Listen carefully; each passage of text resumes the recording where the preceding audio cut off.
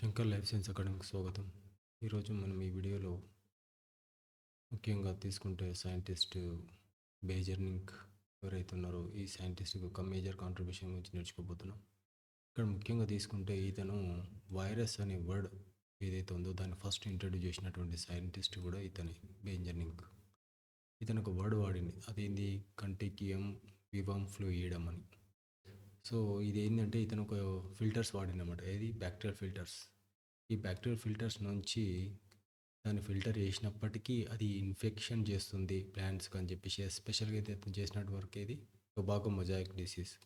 కాకపోతే అది ఫిల్టర్ చేసినప్పటికీ డిసీజ్ని కలుగజేస్తుంది అని చెప్పేసి ఇతను చెప్పాడు. ఓకే, సో దానికి అతను వాడినటువంటి నేమ్ ఏంది, వైరస్ అనే వర్డ్ నేమ్ ఇచ్చిండు. అదేవిధంగా ఈ ఫిల్టరబుల్ ఏజెంట్ ఏదైతే ఉందో ఆ ఏజెంట్ అనేది మల్టిప్లై కావడానికి లివింగ్ సెల్ అనేది అవసరం అని చెప్పేసి ఈయన ఇన్ఫర్మేషన్ ఇవ్వడం జరిగింది.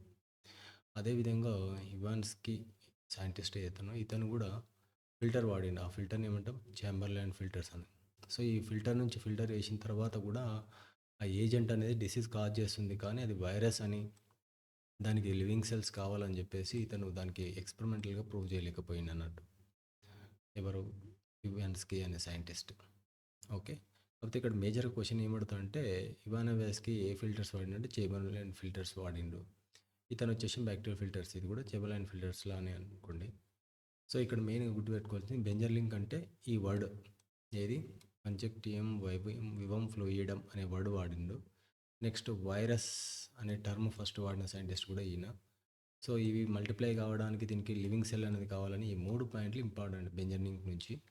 ఇవానోవాస్కి నుంచి ఒకటే ఛాంబర్లైన్ ఫిల్టర్స్ వాడిండు, అవి ఫిల్టర్ చేసిన తర్వాత కూడా ఇన్ఫెక్షన్ చేస్తున్నాయి అని చెప్పేసి ఇతను చెప్తాడు.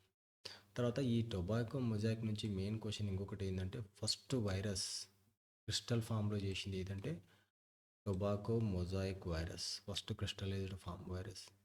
వైరస్ అనే వర్డ్ కూడా ఫస్ట్ ఈ టొబాకో మొజాయిక్ వైరస్ పైన వర్క్ చేస్తే వైరస్ అనే వర్డ్ని ఇంట్రడ్యూస్ చేసింది.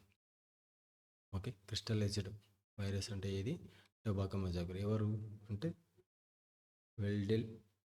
వెండిల్ మెరెడిత్ స్టాన్లీ. ఓకే, చాలా వరకు ఏం చేస్తాడంటే వాడు స్టాన్లీ ఇస్తాడు. వాడు స్టాన్లీ అనే సైంటిస్ట్ దాన్ని క్రిస్టల్ ఫామ్లో చేసిండు. ఏ వైరస్ను అంటే టొబాకో మొజాయిక్ వైరస్. సో ఇది ఈ ముగ్గురు సైంటిస్టుల యొక్క కాంట్రిబ్యూషన్స్.